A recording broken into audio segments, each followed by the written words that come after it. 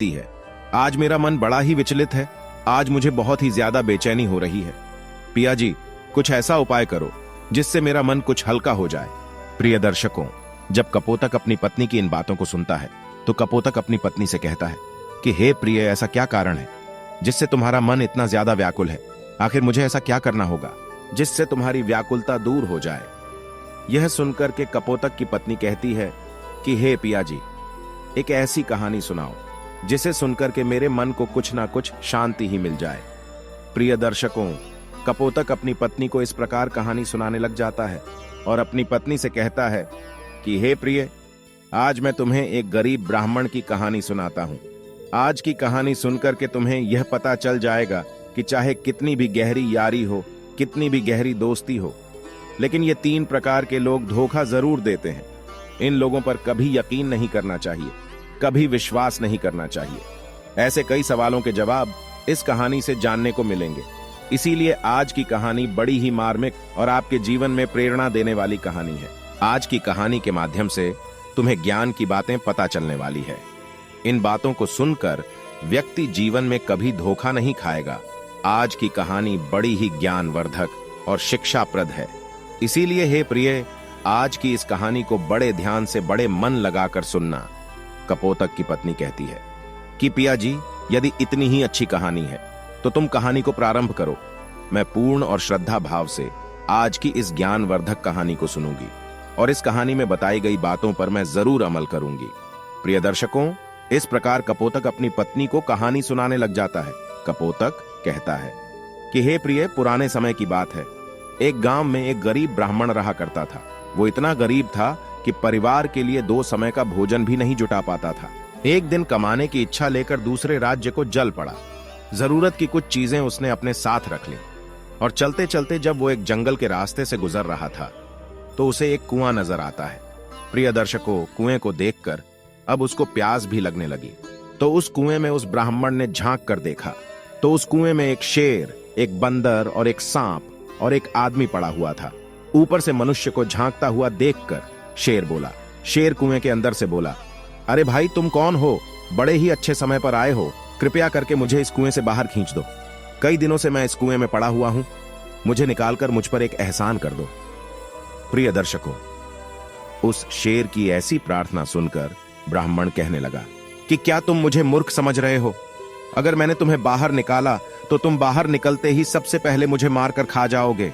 तुम एक हिंसक पशु हो और स्वभाव से मेरे शत्रु हो। तुम्हारी जाति दुष्टों में आती है। मैं तुम पर विश्वास नहीं कर सकता। प्रिय दर्शकों, तब वो शेर बोला, अरे भले आदमी, मैं खुद बहुत मुसीबत में हूं, बहुत मुसीबत का मारा हूं। मैं तुम्हें भला क्यों नुकसान पहुंचाऊंगा? और वो शेर कहता है कि मित्र, तुम मुझसे बिना कारण ही डर रहे हो। शेर के बार बार प्रार्थना करने पर उस गरीब ब्राह्मण को उस पर दया आ जाती है और वो सोचने लगा कि आखिर परोपकार ही पुण्य का काम होता है। तब शेर बोला, हे भाई, मैं तुमसे वादा करता हूं कि मैं तुम्हें किसी भी तरह का नुकसान नहीं पहुंचाऊंगा और सदा तुम्हारा एहसानमंद रहूंगा। प्रिय दर्शकों, तब सोच विचार कर उस गरीब ब्राह्मण ने रस्सी डालकर शेर को कुएं से बाहर निकाल दिया। कुएं से बाहर निकलने के बाद शेर ने ब्राह्मण को धन्यवाद दिया और बोला, मैं तुम्हारा ये उपकार कभी नहीं भूलूंगा। मैं उस पहाड़ी के उस पार रहता हूं। वह शेर उस ब्राह्मण से कहता है कि मित्र, कभी तुम पर यदि कोई मुसीबत आ जाए तो तुम मेरे पास चले आना। जितनी हो सकेगी तुम्हारी मदद अवश्य करूंगा। प्रिय दर्शकों, इसके बाद उस कुएं के अंदर से बंदर की आवाज आती है। बंदर कहता है, हे भाई, हे ब्राह्मण देव, मुझे भी इस कुएं से बाहर खींच दो। मैं भी तुम्हारा सदा ऋणी रहूंगा। प्रिय दर्शकों, तब उस ब्राह्मण को उस बंदर के ऊपर भी दया आ जाती है और ब्राह्मण ने कुएं के अंदर रस्सी डालकर बंदर को भी बाहर निकाल दिया। तब बंदर ने भी उससे धन्यवाद दिया और कहा कि हे ब्राह्मण देव, मित्र, मैं उस पहाड़ी के पीछे बगीचे में रहता हूं। कभी तुम्हें मेरी जरूरत पड़े तो तुम मेरे पास चले आना। मैं तुम्हारी पूरी मदद करूंगा। इतना कहकर बंदर भी वहां खड़ा हो गया। प्रिय दर्शकों, उसके पश्चात तभी कुएं के अंदर से सांप की आवाज आने लगी और सांप कहने लगा, क्यों ब्राह्मण देवता, जिस तरह आपने शेर और बंदर को बाहर निकाला है, मुझे भी बाहर निकालकर मुझ पर भी एक उपकार कर दो। तो ब्राह्मण बोला, ना, तुम तो एक सांप हो और सांप की प्रवृत्ति होती है इंसान को काटना। यदि मैंने तुम्हें बाहर निकाला और तुमने मुझे काट लिया तो प्रिय दर्शकों, तब वो सांप बोला, अरे भाई, कैसी बातें कर रहे हो? क्या कोई अपनी मददगार को भी नुकसान पहुंचा सकता है? प्रिय दर्शकों, तब वो ब्राह्मण बोला, हे सर्प, मैं तुम पर यकीन नहीं कर सकता। सांप की गिनती भी दुष्टों में आती है, इसलिए मैं तुम पर यकीन नहीं कर सकता। लोग कहते हैं कि सर्प को कितना भी दूध पिलाओ, लेकिन वो डसता जरूर है। एक दिन ऐसा आता है कि जिस सांप को दूध पिलाते हैं वही सांप डस जाता है। इसीलिए तुम पर विश्वास करना मेरी सबसे बड़ी मूर्खता होगी। प्रिय दर्शकों, उसके बाद सर्प बार बार उस ब्राह्मण से विनती करता है और कहता है कि देखो, तुम मुझे बाहर निकाल दो, मैं तुम्हें नहीं काटूंगा, कोई नुकसान नहीं पहुंचाऊंगा और जीवन भर तुम्हारा ऋणी रहूंगा। प्रिय दर्शकों, बार बार उस सांप के विनती करने पर ब्राह्मण को दया आ जाती है और वो सर्प को भी बाहर निकाल देता है। प्रिय दर्शकों, सर्प कुएं से बाहर आ जाता है और उस सर्प ने कहा कि हे ब्राह्मण देव, हे भाई, अगर तुम्हें कभी किसी मुसीबत का सामना करना पड़े तो तुम मुझे याद कर लेना। मैं उसी समय तुम्हारे पास आकर तुम्हारी सहायता करूंगा, ये मेरा तुमसे वचन है। इतना कहकर सर्प भी वहां पर खड़ा हो जाता है। तब ब्राह्मण ने उस सर्प से कहा कि ठीक है, ऐसा समय आएगा, तुम्हें जरूर याद करूंगा। प्रिय दर्शकों, उसके पश्चात तभी कुएं में से एक आदमी की आवाज आती है। प्रिय दर्शकों, वो आदमी कहता है कि अरे भाई, मुझे भी कुएं से बाहर निकाल दो, मैं तुम्हारा हमेशा ऋणी रहूंगा। प्रिय दर्शकों, ब्राह्मण उस आदमी को बाहर निकालने के लिए कुएं में रस्सी डालता है तो सर्प कहता है कि तुम इस आदमी की सहायता मत करो, यह तुम्हारी बिरादरी का जरूर है, पर बहुत बड़ा गुणचोर आदमी है। प्रिय दर्शकों, उसके बाद बंदर और शेर ने भी सर्प की बात का समर्थन किया और कहा कि भाई, ये आदमी आपको नुकसान पहुंचा सकता है, ये बहुत बड़ा गुणचोर आदमी है, इसका यकीन मत करो। प्रिय दर्शकों, उसके बाद सर्प, बंदर और शेर तीनों मिलकर उस ब्राह्मण से कहते हैं कि भाई, अगर तुम इस आदमी की मदद करोगे तो तुम बहुत बड़ी मुसीबत में फंस जाओगे, क्योंकि ये आदमी बहुत बड़ा गुणचोर है। जो भी इसकी मदद करेगा ये उसी की जड़ काटता है। इतना कहकर शेर, बंदर और सांप वहां से विदा लेकर चले गए। प्रिय दर्शकों, उनके जाने के बाद में वे आदमी गिड़गिड़ाकर बोला, अरे भाई, तुमने शेर, बंदर और सांप की तो जान बचा ली है, मेरे भी प्राण बचा लो, मैं तो तुम्हारी बिरादरी का हूं। तब ब्राह्मण बोला कि भाई, तुम्हारी निंदा तो ये जानवर भी कर रहे हैं, इससे लगता है कि तुम अच्छे आदमी नहीं हो, मैं तुम्हारी कोई मदद नहीं करूंगा। प्रिय दर्शकों, उसके बाद वो आदमी बोला, अरे भाई, तुम इन जानवरों की बातों में ना आओ और मेरी मदद करो। वो आदमी बहुत रोया, बहुत चिल्लाता, बहुत गिड़गिड़ाया। तो ब्राह्मण को भी उस पर दया आ जाती है और ब्राह्मण ने सोचा, चलो इस व्यक्ति को निकाल देते हैं। तो ब्राह्मण ने उस आदमी को भी कुएं से बाहर निकाल दिया। प्रिय दर्शकों, वो आदमी कुएं से बाहर निकलकर ब्राह्मण को धन्यवाद कहता है और बोला कि हे भाई, तुमने मुझ पर जो उपकार किया है उसे मैं 7 जन्मों तक नहीं भूलूंगा। फिर ब्राह्मण कहता है, अरे भाई, इसमें उपकार जैसी क्या बात है, इंसान ही इंसान के काम आता है, लेकिन तुम कौन हो? तब वे आदमी ब्राह्मण को अपना परिचय देता है, कहता है कि हे भाई, मैं एक गरीब सुनार हूं, पास के ही राज्य में स्वर्णपुरी में रहता हूं। और वो सुनार आगे कहता है कि कभी भी मेरे योग्य कोई सेवा हो तो मेरे घर जरूर पधारना। इतना कहकर वो सुनार भी वहां से चला जाता है। प्रिय दर्शकों, उस गरीब सुनार के जाने के बाद ब्राह्मण ने झोली से लौटा निकाला और कुएं से पानी भर लिया और अपनी राह पर चल पड़ा। फिर काफी देर तक चलने के बाद वह एक नगर में पहुंचा। वह राज्य में पहुंच तो गया, अब उसे नौकरी की तलाश थी। ब्राह्मण एक सेठ की दुकान पर पहुंचा और सेठ से विनती की, आप मुझे कोई काम दे सकते हैं क्या?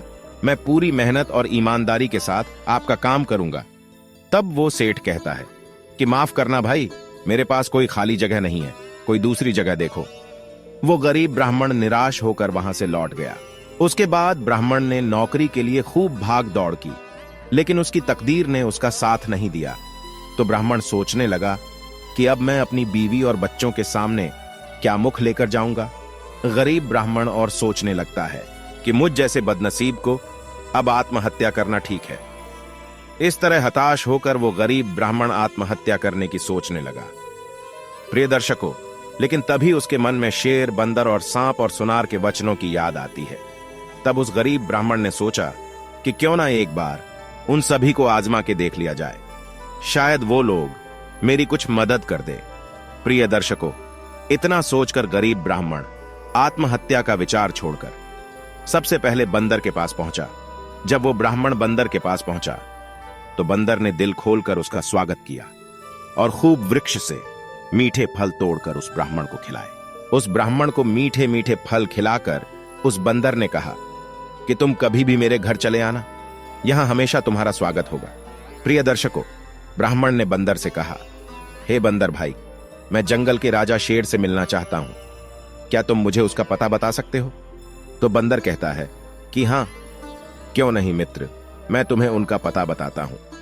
तुम पहाड़ी के नीचे चले जाओ और पहाड़ी के उस पार में सबसे पहले शेर की गुफा मिलेंगी।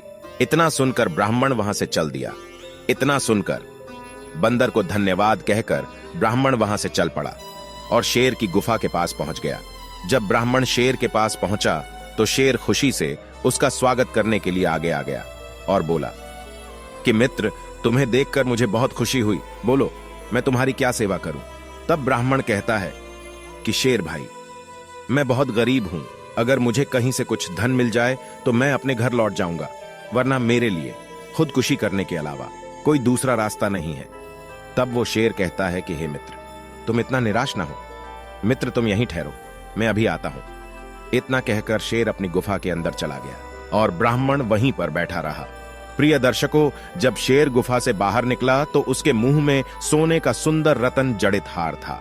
वह हार ब्राह्मण को देते हुए शेर ने कहा कि लो मित्र, इस हार को बेचकर तुम्हें अच्छे पैसे मिल जाएंगे और तुम्हारी सारी गरीबी दूर हो जाएगी। प्रिय दर्शकों, शेर से हार को लेकर ब्राह्मण उसे धन्यवाद कहता है और शेर से कहता है कि मित्र, कि तुमने सचमुच अपना वचन निभाया है। इतना कहकर ब्राह्मण ने हार उठाकर शेर से विदा ली और स्वर्णपुरी लौट आया। वापस लौटते समय ब्राह्मण का मन खुशी से फूला नहीं समा रहा था। आखिरकार उसकी यात्रा सफल हो गई थी। ब्राह्मण सोचता है कि इस हार को अच्छे दामों में बेचकर घर लौट जाऊंगा। मुझे वापस घर आया देखकर मेरी बीवी और बच्चे बहुत खुश होंगे। इस हार की बिक्री से खूब सारा धन मिलेगा और अब हम सुख से दिन बिताएंगे। इस तरह वो ब्राह्मण सोचता हुआ चला जा रहा था। फिर सोचने लगा कि मैं इस हार को बेचूं तो बेचूं कहां? अचानक उस ब्राह्मण को उस सुनार की याद आई जिसको उसने कुएं से निकाला था। प्रिय दर्शकों, तब वो ब्राह्मण सोचने लगा कि मैंने उसकी जान बचाई है, वे इस मामले में मेरी सहायता जरूर करेगा। तो अब उस ब्राह्मण ने सुनार की मदद लेने का निश्चय लिया और स्वर्णपुरी पहुंचकर सीधा सुनार के घर पहुंच गया। सुनार ने देखा तो उसका दिल खुश हो गया और कहा कि आओ मित्र, आज कैसे आना हुआ? तब वो गरीब ब्राह्मण ने जवाब दिया कि मैं तुम्हारे पास एक जरूरी काम से आया हूं। तो सुनार कहता है कि हां मित्र, कहो, मैं तुम्हारी किस प्रकार सहायता कर सकता हूं? तो ब्राह्मण बोला, हे भाई, मेरे पास एक हार है और मैं चाहता हूं कि तुम इसे अच्छे दामों में बिकवा दो। इतना कहकर ब्राह्मण ने अपनी जेब से हार निकालकर उस सुनार के हाथों में थमा दिया। उस हार को देखकर वो सुनार सोचने लगा कि यह हार इस ब्राह्मण के पास कहां से आया? यह हार तो राजकुमार का है जो शिकार पर जाने के बाद आज तक वापस नहीं लौटा, और यह हार तो मैंने ही राजकुमार को बना कर दिया था। तब सुनार सोचने लगा कि राजा ने इस बात की घोषणा भी रखी है कि जो कोई उसके पुत्र का पता लगाएगा तो मैं उसे बहुत सारा इनाम दूंगा। सुनार के मन में राजा द्वारा घोषित इनाम का लोभ जाग उठा। प्रिय दर्शकों, सुनार के मन में राजा के द्वारा घोषित इनाम का लोभ जाग उठता है और अगले ही पल वो सुनार उस ब्राह्मण से अपनापन जताता हुआ बोला कि ये मित्र, मैं तुम्हारी सहायता अवश्य करूंगा, लेकिन इस बारे में मैं किसी अच्छे जौहरी से सलाह लेना उचित समझता हूं ताकि तुम्हें अच्छे पैसे मिल सके। इतना कहकर सुनार हार को लेकर अपनी जेब में रख लेता है और बाहर जाने के लिए तैयार होने लगा। और उस सुनार ने ब्राह्मण से कहा कि मित्र, तुम कुछ देर यहीं पर ठहरो, यहीं पर आराम करो, तब तक मैं जौहरी से मिलकर आता हूं। तब ब्राह्मण बोला कि ठीक है मित्र, मैं यहीं पर बैठता हूं। फिर सुनार अपनी पत्नी को बुलाकर बोला कि तुम इस ब्राह्मण देवता की मेहमान नवाजी करो, इसे भोजन बनाकर खिलाओ, जरा मैं बाहर होकर आता हूं। इतना कहकर सुनार अपने घर से चला गया और सीधा राजा के दरबार में पहुंच गया और राजा को प्रणाम करते हुए बोला कि महाराज, आपके पास एक विशेष काम से मिलने के लिए आया हूं। तब सुनार राजा को वो हार सौंपते हुए बोला कि हे महाराज, ये वही हार है महाराज जिसे राजकुमार के लिए मैंने स्वयं ने अपने हाथों से बनाया था। एक आदमी इसे बेचने के लिए मेरे पास आया है।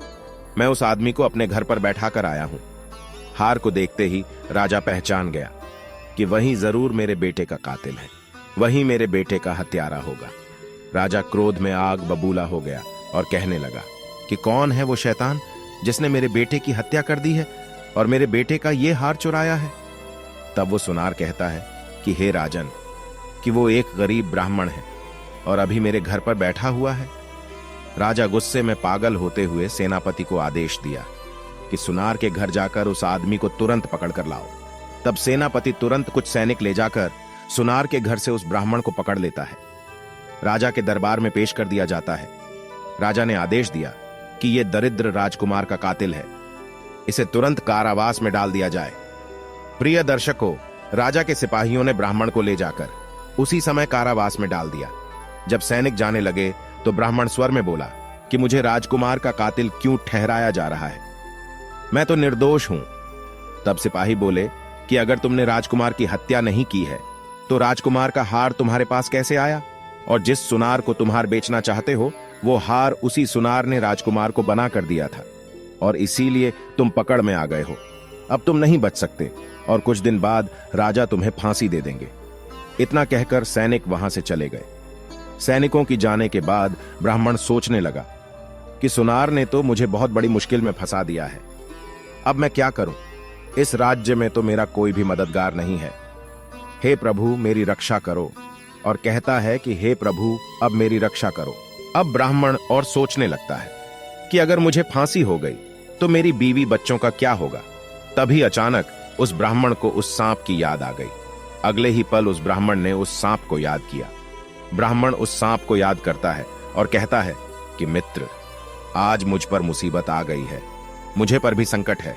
तुमने ऐसा वचन दिया था कि जब भी तुम्हें कोई संकट आए, कोई विपदा आए, तो मुझे याद करना, मैं उसी पल तुम्हारे सामने आ जाऊंगा। प्रिय दर्शकों, इतना कहकर वो ब्राह्मण उस सांप को याद करता है तो सांप ब्राह्मण के सामने प्रकट हो जाता है और कहने लगा कि हे मित्र, तुमने मुझे कैसे याद किया। तब वो ब्राह्मण कहता है कि मित्र, मैं बहुत बड़ी मुसीबत में फंस गया हूं। राजा ने मुझे जबरदस्ती कारावास में डाल दिया है और एक ऐसे अपराध की सजा सुना दी है जो मैंने किया ही नहीं। तब सांप कहता है कि ऐसा क्यों? तब ब्राह्मण ने शेर से हार प्राप्त करने से लेकर गिरफ्तार होने का सारा किस्सा उसको सुना डाला और करुण स्वर में बोला कि हे मित्र, अब तुम मुझे बचा लो। तुमने मुझसे कहा था कि मुसीबत के समय तुम मेरे काम आओगे। अब तो मेरी जान पर बन आई है, मेरे लिए इससे बड़ी मुसीबत और क्या हो सकती है। तब सर्प कहता है कि हे मित्र, मैंने तुमसे पहले ही कहा था कि इस गुण चोर आदमी की सहायता मत करो, वो तुम्हारे लिए मुसीबत बन सकता है। प्रिय दर्शकों, तब सर्प उस गरीब ब्राह्मण से कहता है कि मित्र, अब मैं जो बातें आपको बताने जा रहा हूं, इन बातों को ध्यान से सुनो और अपनी औलाद को, अपनी 7 पीढ़ी को जरूर बता देना। सांप कहता है कि मित्र, सबसे पहली बात, कहते हैं कि जो धन का अत्यंत लालची हो, ऐसे लोग पर कभी विश्वास नहीं किया जा सकता, और जो पूर्व का बैरी हो, उस पर भी कभी यकीन नहीं किया जा सकता, और अनेक स्त्री और पुरुष में मन लगाने वाला हो, चाहे वो स्त्री हो या पुरुष, इनसे चाहे कितनी ही गहरी यारी हो, ये 3 लोग हमेशा धोखा जरूर करते हैं। इनसे चाहे कितनी गहरी यारी हो, कितनी गहरी मित्रता हो, ये 3 लोग हमेशा धोखा देते हैं। इन पर कभी आके बंद कर विश्वास नहीं करना चाहिए। वो सर्प आगे और कहता है कि तुमने मुझे याद किया है, मैं तुम्हारी सहायता अवश्य करूंगा। सर्प कहता है कि मुझे एक उपाय सूझ रहा है। मैं चुपके सी रानी के कमरे में जाकर उसे डस लेता हूं और मेरे जहर से रानी बेहोश हो जाएगी। फिर चाहे कोई भी कितना प्रयत्न कर ले, वो होश में नहीं आ सकती। मेरे जहर का असर तब तक रहेगा जब तक तुम अपने हाथ से उसके माथे को नहीं छुओगे। सांप कहता है कि मित्र, तुम जैसे ही महारानी की माथे को छुओगे, महारानी होश में आ जाएगी और राजा खुश होकर तुम्हें छोड़ देगा। राजा अपनी रानी से बहुत प्यार करता है, वे उसे जिंदा रखने के लिए कुछ भी कर सकता है। प्रिय दर्शकों, वो सांप उस ब्राह्मण से इतना कहकर जेल की कोठरी से निकलकर रानी के कक्ष में पहुंच गया और अगले ही पल उसने रानी को डस लिया। रानी तुरंत उठ बैठी और चिल्ला पड़ी और सांप खिड़की के रास्ते से उसे डस कर चला गया। उधर महारानी चीखती हुई कक्ष में बेहोश होकर गिर पड़ी। राजा के सारे नौकर चाकर महारानी को गिरता हुआ देखकर वह खड़े हुए। रानी ने बता दिया कि मुझे सांप ने काट लिया है। तुरंत राजा को सूचित किया जाए कि रानी को एक जहरीले सांप ने डस लिया है और महारानी बेहोश हो गई है। जल्दी उनकी उपचार की व्यवस्था की जाए। राजा ने तुरंत सेवकों को बुलाकर राजवेद को बुलाया और राजा ने कहा कि राजवैद्य, मेरी रानी को बचा लीजिए, इसे किसी सांप ने डस लिया है। यदि मेरी रानी को कुछ हुआ तो मैं जीवित नहीं रहूंगा। प्रिय दर्शकों, तब वैद्यराज ने रानी की नस देखकर कई तरह की औषधि दिया, लेकिन उनकी बेहोशी नहीं टूटी।